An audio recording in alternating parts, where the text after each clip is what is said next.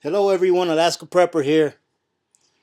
Well, let me start out by saying thank you so much to everyone for all of your support today. I feel kind of guilty because not much really happened up here in Fairbanks, and the people that really do need the prayers and the thoughts going out to them are the people of Anchorage and the surrounding areas that were affected by that earthquake. However, I am extremely humbled by all of your support, all of the people that commented on that very short video that I made just to give you guys an update on what was going on. So I can tell you my quick experience. So I was in my office at work and I felt a slight tremor, and then I felt the building we were on doing the little sway.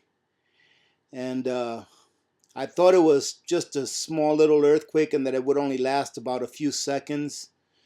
And it ended up lasting, I would say, close to a minute. And like I stated in my previous video, I've had some pretty bad experience, or I've had a very bad experience in the past where I was inside of a building that collapsed. And that really got to me. But having said that, I am very thankful that we haven't, as of right now at least, that we have not heard of any fatalities or casualties. And that's pretty amazing, I think, given the amount of destruction that that earthquake caused in Anchorage. From what I understand right now, all of the roads coming in and going out of Anchorage are closed, at least coming up to Fairbanks and going into Anchorage from Fairbanks are closed. And right now, we don't know how long those roads are going to be closed. Okay? So that's where it stands right now.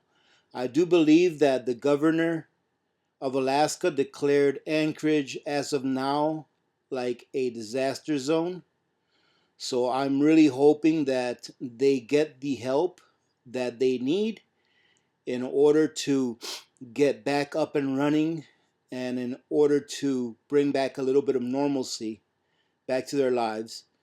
Because as of now, I know that we just had one of our community members that lives in Anchorage say that they just got power back and that they have running water back. I guess they lost water, utility, and power as well. So I'm hoping that everyone over there is getting their power back restored and their water restored.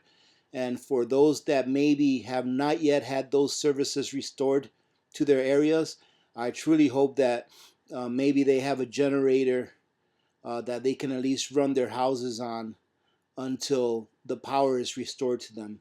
And let me tell you, I think most people that I know around here, or at least in the area where I live, all have backup generators. I know my neighbors in this area do. They all have backup generators. So when the electricity does go out here, which it happens 2 or 3 times a year, depending on how severe the weather is, no one comes knocking at your door asking if they can hook up to your generator. You usually hear generators buzzing all around. So that's a good thing, and I'm pretty sure that it's probably something similar to that as well in Anchorage with the people that live there. So, like I said, thank you everyone so much. I mean, I am very blessed. I really was astounded to see how many of you all came on and asked how everything was and how I was doing. So thank you so much to every one of you that did. I truly do appreciate you guys. Okay. However, as you can see, we've got a payday prep going on. Okay. And I decided to premiere this video, this payday prep, for Saturday's video because I got home a little late this evening. And I actually, I got home a little late because I had to do a water run. And I also had to go pick up a part for my truck at the auto store. My windshield wiper broke, not the actual wiper blade, but the actual arm that holds the wiper on. It broke, the spring on it broke, and I had to go pick up a new one because uh, for the windshield bracket to break, or the windshield wiper bracket to break, the one that broke was the driver's side one. So it's not like I could have gone days without it. I really need to replace that. So I got home a little late, and when I got home, I noticed that Prepper X was on live. So I jumped on there for the last few minutes of their show, and I'm glad I did because that's a great community over there. If you guys haven't gone to Prepper X's channel, go over there. That's such a nice community to be hanging out on or be hanging out in. And like Prepper X said, he said thank you to everyone that joined in on a Friday night, and he said that there's nowhere else that he'd rather be than to be chatting with like-minded people, and I agree with that. So I'm thankful that I was able to catch the last few minutes of the show and say hi to some of the people that were there chatting. It's a really good time. So if you guys haven't checked that out, go check it out because he's got a really great community over there. All right, so let's start off, ladies and gentlemen. I want to go ahead and cover what you see here. As you can see, we have a payday prep of nothing but basics. However, I wanted to go ahead and tell you guys all what you're really looking at here. And what you're looking at here, most of it is a COSTCO prepper. All right, it's a Costco's prepper. And I call it Costco's, okay? Because that's just the way I call it. I know it's Costco, but I call it Costco's. All right? It's just the way it comes out when I say it, all right? However, most of this was purchased at Costco's, and a couple of bags of rice was purchased at the commissary because they actually have a better price over there than the rice that I can get at Costco's. However, I wanted to show you this because what you see here, when I look at this, I don't see rice, sugar, and beans. All right, that's not what I see. When I look at this, I see life-sustaining nutrition, and that's what it is. I see nutrition and food insurance. This is what I see when I look at this. And believe it or not, this makes me feel really good. To be able to get this much for the price that I paid makes me feel really good. And I'm going to break everything down for you so that you can see exactly how much I got here in the form of calories, okay? I didn't break down the protein or anything like that because you guys can do that for yourselves. These are just basic items: sugar, rice, and pinto beans. So I didn't break that down, but I wanted to give the average person out there, if you're new to this channel and you're thinking about prepping and you haven't started prepping yet, maybe you think you can't afford to prep, this is going to be a great video for you because this is going to give that person who's on the fence, it's going to give them some ammunition so that they can pull the trigger and say, wait a minute, I can do this. There's no reason why I can't do this. There's no reason why I cannot provide my family with food insurance. And you know what, ladies and gentlemen? If that's what you're thinking, then you're 100% correct. There is no reason why you can't do this. Even if you're earning minimum wage, even if you're making $15 an hour, $12 an hour, you can pull this off, okay? Think about it every time that you go through McDonald's, all right? Think about every time that you order a pizza, all right? After I start spilling out the prices and everything of how much I paid for everything, think about every time that you buy a coffee at Starbucks, all right? Think about every time that you buy a $1.29 candy bar, all right? Think about every time that you buy a can of soda pop, all right? Think about every time that you buy a donut, all right? When you think of all of these things, and then you can still tell yourself that you can't afford to do this, then you have to really take a minute, take a few breaths, and take a look at yourself in the mirror and ask yourself what's more important.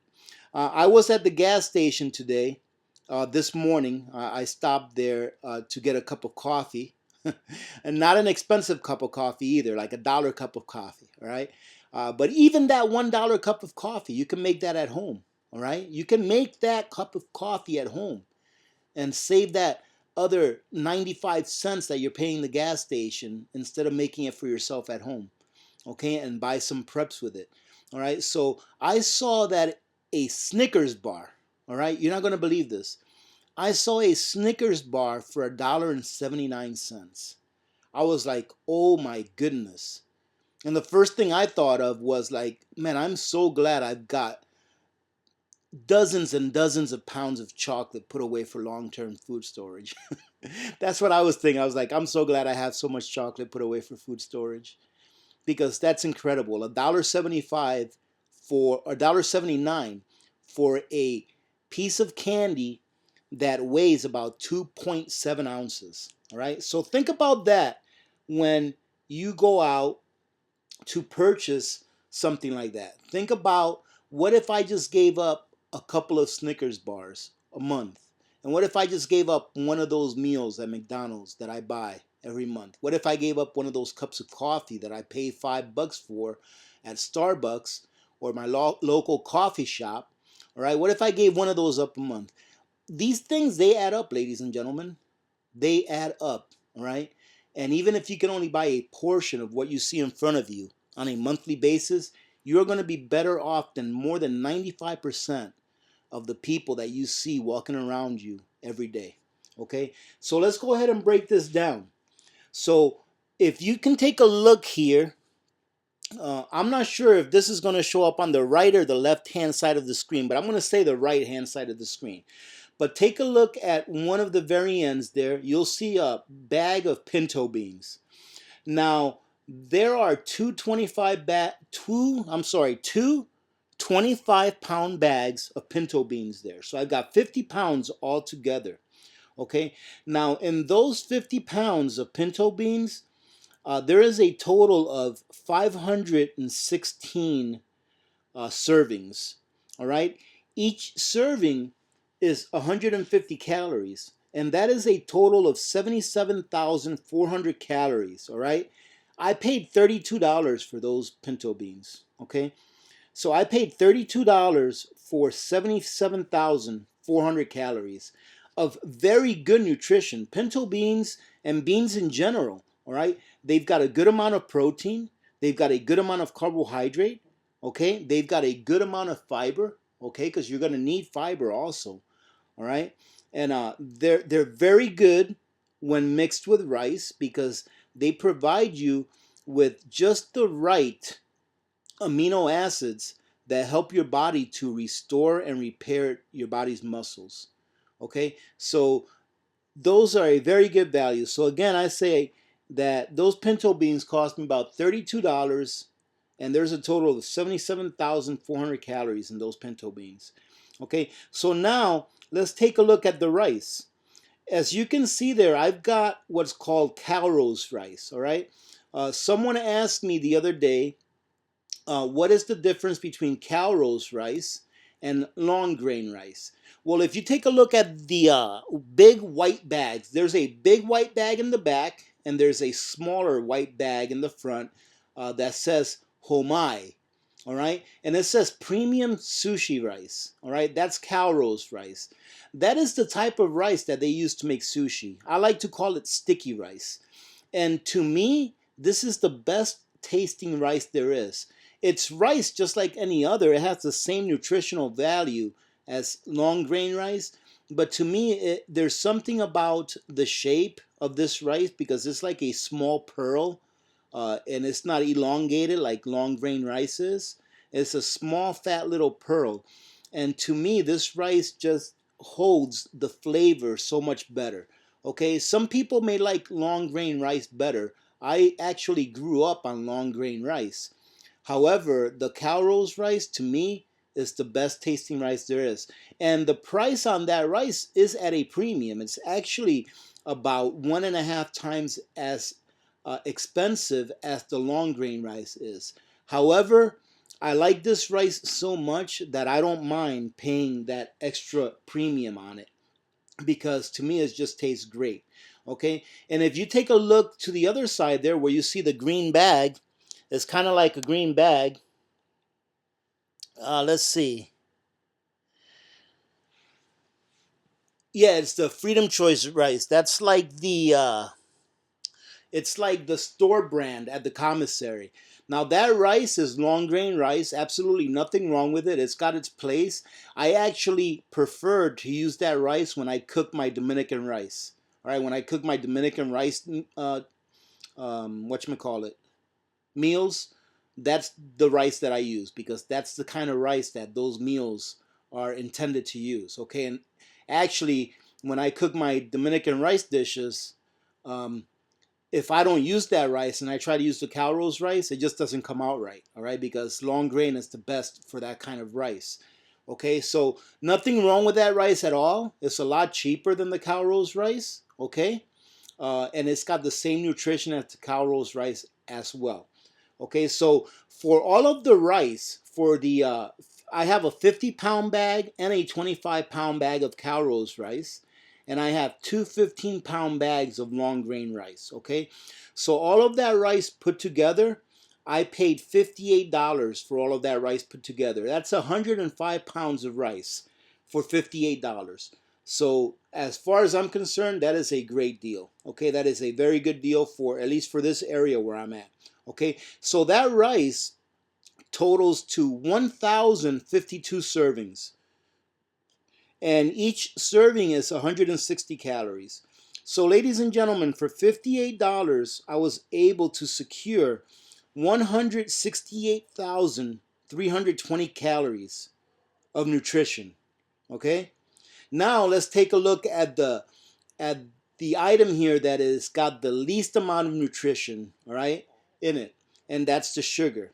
However, you all know, and if you don't know, I'm going to tell you right now that you don't know how much sugar you really eat on a daily basis. All right, almost everything you eat has some kind of sugar in it. Okay, unless you are consciously trying not to eat it because of health issues. However, I think that if sugar became very difficult to get or impossible to get, that it would be an incredibly valuable commodity as far as a barter item. So even if you don't use that much sugar personally, it's a great idea to store a lot of sugar.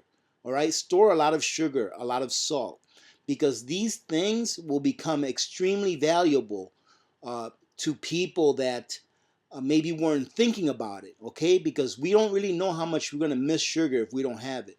And if you have some of this that you're not going to use personally, I'm telling you, this thing will be very valuable for you to have as a barter item. Okay, so the sugar came out to 5,670 servings. Okay, and one serving is 1 teaspoon, and each serving has 15 calories. So that sugar there cost me $27. It was maybe a little less because they were like $13 and change a piece.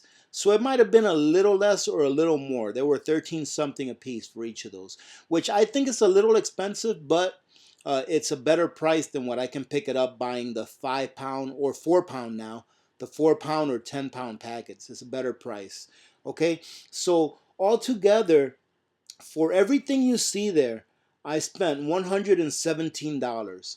And normally, that's a lot more than what I would normally spend on a payday prep. However, ladies and gentlemen, I told you that when Costco got here, that I was going to christen it by doing a good purchase of rice and beans. And I just ended up adding the sugar to it.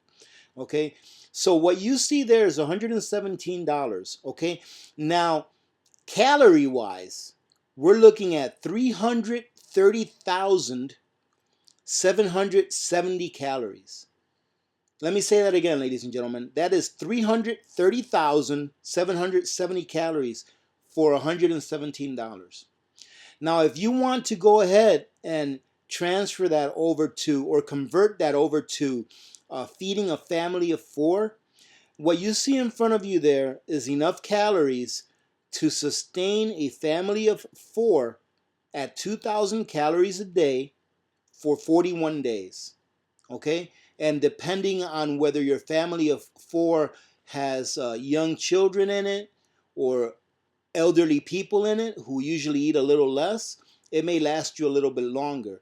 And if you had to really stretch it, you can go ahead and cut it down to like 1,700 calories a day, and it'll give you some more days as well. But this, ladies and gentlemen, this right here, these are just your basics, okay?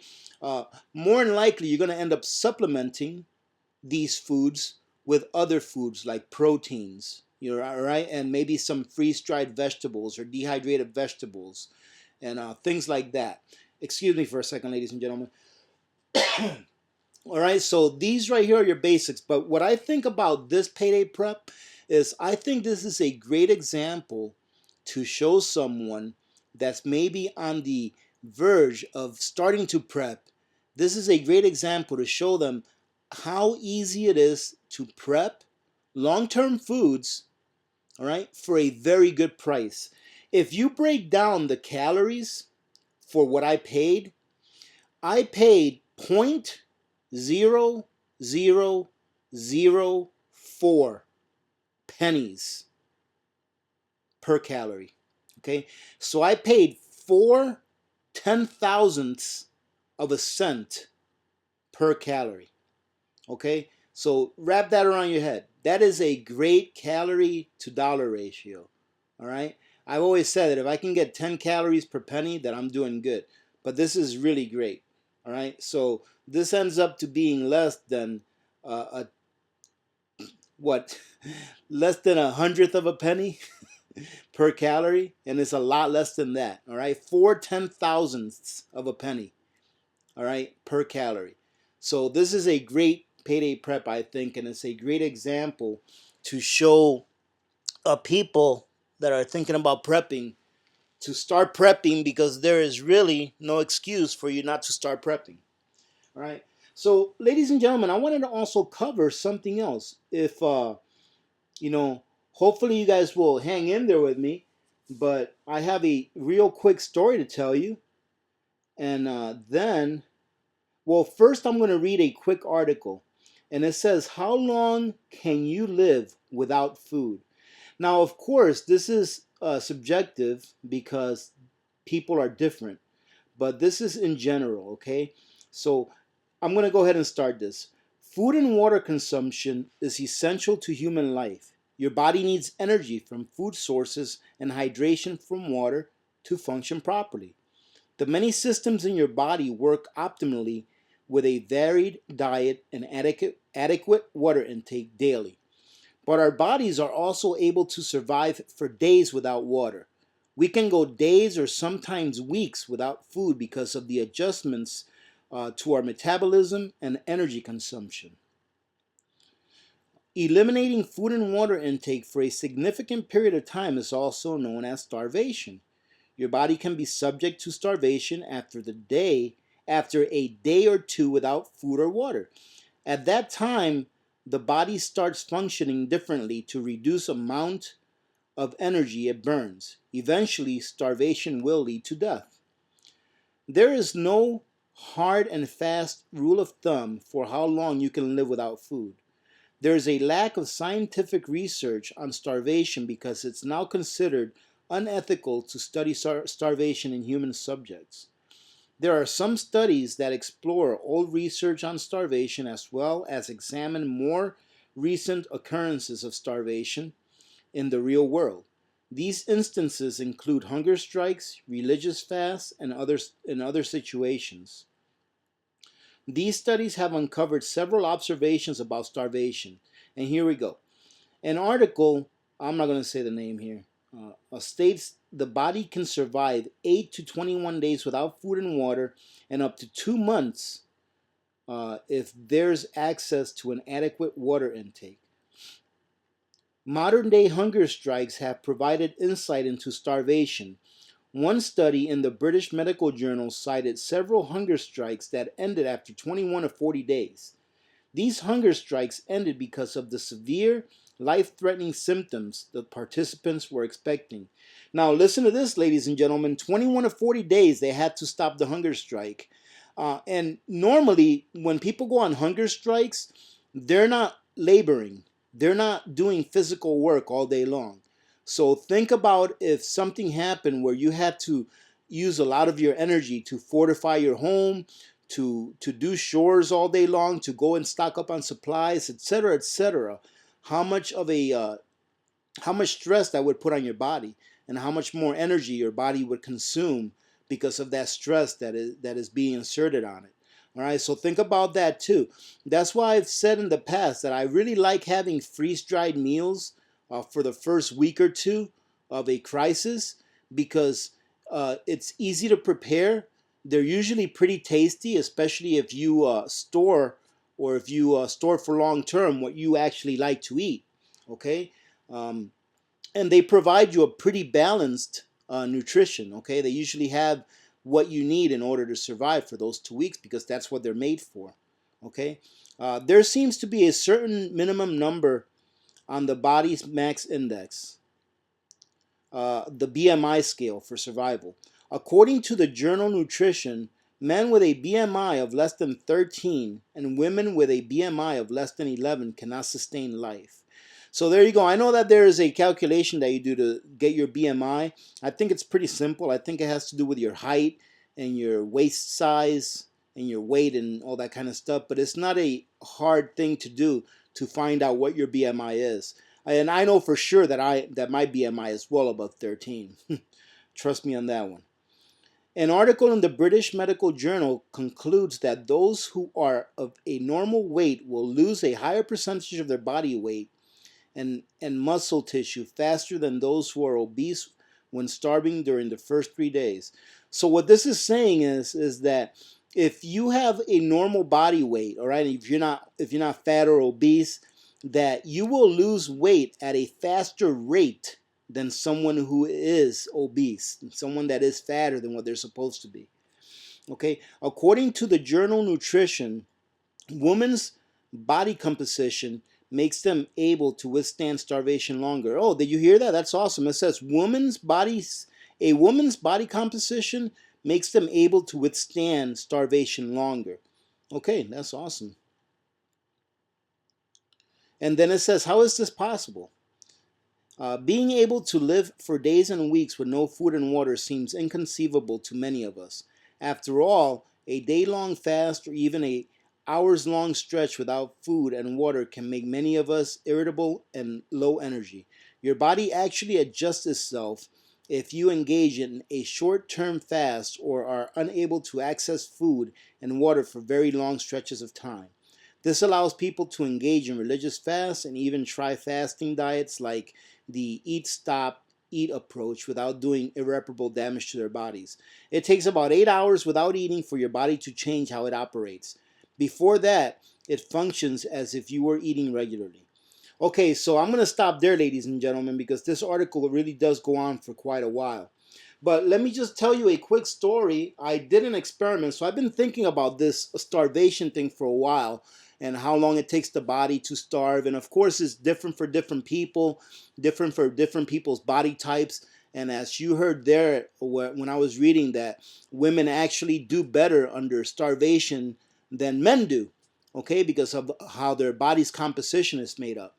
So, like I said, I've been looking at this for a while, so I decided to conduct an experiment on myself. So, starting Monday, or maybe really starting Sunday, all right, last Sunday, my last meal last Sunday was dinner, and it was probably around 6 p.m. last Sunday. So, I went without eating anything from Sunday evening to Wednesday evening. So I went 72 hours straight without eating anything. Now, I don't want to misguide you because I said not eating anything. In the evenings when I got home, I drank a 170 calorie juice, all right, fruit juice, and I added to it some multivitamin powder that I have. So I'm guessing that I probably averaged between 170 to 200 calories a day for those 3 days. And I would have to say that my most difficult day was my first one. All right. The second day, I was still feeling hungry, but I didn't really feel like I had a lot of low energy. My third day, I was fine. On the third day, when I actually got to be able to come home and eat, I came home thinking that I was going to eat a big meal, and I ate about a quarter of what I was planning on eating because I just couldn't eat anymore, and I was extremely satisfied with what I had eaten. Okay. However, uh, the first day or the first 1 or 2 days, I was pretty grouchy, right? I didn't really want to deal with anyone. I didn't want to really interact with people. I just wanted to be left alone. Uh, and that taught me a big lesson. The first 2 or 3 days of a crisis, you are going to need to eat good because you're going to be very stressed out, and you're going to need to interact with people. And if you're hungry, you are not going to make the right decisions.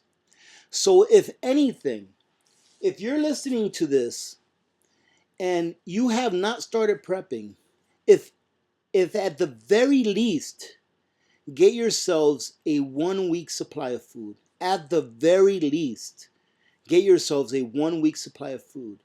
That way, if a crisis occurs, you can at least have the mental capacity to understand what's happening, and you can at least use the time that you have right there and then to make some important decisions as to what supplies you need to get in a hurry. All right, so that's what I would have to say about that. That's what I would have to say that that experiment taught me, is that your mental capacity when you're hungry leads you to make decisions that maybe are not the best decisions that you would have made otherwise. Right? So at the very minimum, get yourselves at least a week supply of food. All right, of foods that you like, of foods that you really like to eat, comfort foods. All right, if you're not going to prep, if you're not going to listen to anyone, all right, or if you know someone that's not prepping and they're not going to listen to anyone and they're not going to care what you say, give them a gift. Buy them a week's supply of long-term food storage. That way they won't feel compelled to eat it, and they'll hopefully keep it stored away so that they can at least have their cognitive abilities functioning when a crisis hits. Because if you're hungry, ladies and gentlemen, I'm telling you right now, if you're hungry, you're not going to make good decisions. Okay, especially that first and second day. The first day was the toughest, obviously, for me, and the second day, although I didn't really feel that great, I started feeling a little bit better, like maybe midway through the second day. But like the first part of the day, I really didn't feel that great at all. I just didn't even want to be around people. And I work in an office full of people. And good thing is that I have my own office, so that's good. But I mean, we have a whole bunch of offices in a hallway and stuff. So there's a lot of people that work in my department. However, I just didn't want to deal with anyone. Okay, and that's with no stress. That was with no stress. Imagine what it would be like if you were really stressed out and you were hungry and you didn't know where you were going to get your next meal. Okay, ladies and gentlemen, I'm going to have to call this it because there's not too much more for us to discuss about this issue. This is probably the longest video that I've done for a payday prep, but I wanted to go ahead and share that experiment that I did for the 3 days. Oh, and by the way, for those of you that may be wondering, I actually, after the third day, I actually felt better. After the third day, my body actually felt better. Okay, and what I've been doing since then is I've been doing the intermittent fasting because I actually feel a lot better. I don't feel clogged up inside. I don't feel sluggish. And now going through the entire day without eating, uh, I have no problem with it. And when I come home, I can actually pretty much eat whatever I want. The only problem is that after I take a few spoonfuls of what I wanted to eat, I'm already too full to continue eating. So uh, I'm not overeating, absolutely not. I'm probably under eating, and I'll probably have to correct that. But it's actually working out really well. So what I've continued doing after the first 3 days is I will only eat one time a day, and I do not restrict myself to how much coffee I have. I'll usually have a couple of cups of coffee during my workday, right? And that's about it. That's about all the coffee I'll drink. I haven't been hitting the diet soda or anything like that. I've been drinking a lot of water, and I feel really, really good. I have a little more energy. All right, believe it or not, I'm eating less, but I have more energy, and I don't feel like I am being deprived of anything. So when I go throughout the day without eating, I don't feel like I'm being deprived. I feel just fine. You know, I don't feel like I need to be chewing on something, or or that I need to be drinking something all the time. I feel just fine. I just go to work, I do my job, I come home, and when I come home, I'm semi hungry. I'm not starving. I don't feel like I'm starving. I'm semi hungry, but I eat whatever I want. I try to eat a good meal, but normally I won't be able to finish the entire meal. Like tonight, I got home and I got me a bowl of food that my wife made, and I ate about 3/4 of it, and that's it. I can't eat anymore because I'm pretty full. So far that's working out pretty good. We'll see how far I can take it. I'm not the kind of person that feels that you should live in misery. I think that if I see something and I want to eat it, I'm going to eat it. Okay, if that's what's going to make me happy at that time, I'm going to do it. And however, if I can continue to do this and it makes me feel better and it makes me healthier, then I think that's a good thing. And in addition to that, I think it's a great prepping tool. I was thinking about it, and I think that learning how to eat once a day and being able to maintain that and still being able to function properly, and do everything that you need to do is actually a pretty good prepping tool, in my opinion, because that's one less thing that you have to worry about during a crisis. All you have to do is worry about one good meal a day. And if you've been prepping for a while, you should definitely be able to provide yourself with one good meal a day. Okay, ladies and gentlemen, let me know what your thoughts are on that subject right there. I think it's pretty interesting. I haven't really done a lot of research on that. I do have a brother that brought that up to me. He's actually a diabetic, and he's actually a type 1 diabetic, where he needs to take insulin in order to regulate his glucose level. He started doing this a couple of months back, and believe it or not, he is no longer using insulin. And that, to me, that's remarkable, because I always thought that when you're a type 1 diabetic, that once you start using that insulin, that you have to use it for the rest of your life. And he's been using that insulin for a while now, and he was able to stop using that insulin just because of how he's managing his diet. So I think that is a great thing for him. I'm actually very happy for him that he was able to do that, because I think that uh, needing insulin, it's just a terrible thing.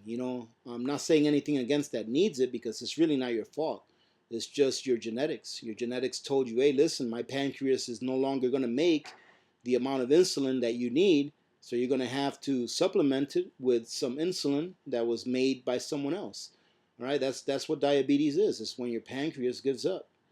Okay, so I'm actually very happy that he's able to get off of that, and I hope that he can maintain what he's doing so that he doesn't have to be injecting himself every day. Ladies and gentlemen, I started blabbing again. Okay, so let me go ahead and close it off. Hey, for those of you that are watching right now, that are chatting live right now, thank you very much for joining in today. Ladies and gentlemen, I truly appreciate every one of you. Thank you so much for all of your support. Not only for yesterday, but all the time. Thank you, every one of you, for all of your support. I truly do appreciate everything that you all do. Just clicking on the video and leaving a comment or two and interacting, that means so much, because whether you're an experienced prepper, whether you're a new prepper, or whether you're not a prepper, it's all about reaching, teaching, and repeating. All right, ladies and gentlemen, let me go ahead and leave it at that. Ladies and gentlemen, let me go ahead and do a little admin. All right, while I'm at it, okay? Let me do a little begging first. Ladies and gentlemen, being that the holidays are coming, please remember to support the channel by using my Amazon links. Okay? Uh, the only thing you have to do is just click on my Amazon link and go and do your shopping just like you regularly do. Okay? And that really does help to support the channels. It helps me to continue to be able to do the giveaways that I've been doing on a regular basis. Okay? Another way that you can support the channel, of course, is by letting one or two of the video ads go through. From now on, whenever I see that a video has been demonetized, I'm going to go ahead and leave a comment pinned on top letting you know that it's demonetized. That way you don't have to bother going through any ads at all. And if I see that the video is demonetized, I'll try to go in there and purposely take the ads off. That way you don't have to go through that. Okay, but I do appreciate it if you let an ad or two run through, because that does help the channel a lot. And as you know, I like to do giveaways, and that's what I do with the revenue. I use, excuse me, I use some of the revenues that I get from YouTube and Amazon to do the giveaways. And having said that about the giveaways, remember that on Sunday I'm going to go ahead and premiere the Q&A, and during that Q&A on Sunday, we're going to go ahead and announce who the 6 winners are of those seed vaults that I'm giving away. Okay, ladies and gentlemen, having said that, other ways to donate, you can super chat if you want to. You don't have to. Or you can PayPal if you want to. You don't have to. If you want to PayPal, all you have to do is email me and I'll send you my PayPal link. However, if you just use my Amazon link, and if you let a few ads go through. Oh, and also, ladies and gentlemen, a great way to support the channel is to support yourselves by getting some silver or gold from SD Bullion. Okay, and as you can see on the description below, my SD Bullion link is on there. If you go on there and you purchase something from them, that also supports the channel as well. And as I've said in the past, I'm going to use those revenues to give away silver. Okay, ladies and gentlemen, remember to be good to each other. When good people do good things happen. Remember to reach one, teach one, and repeat. If we all did this, the world would be a better place, and you know that it will be a better place. Many blessings to every one of you and your families. God bless you all. Thank you again. This is Alaska Prepper, and I'm out.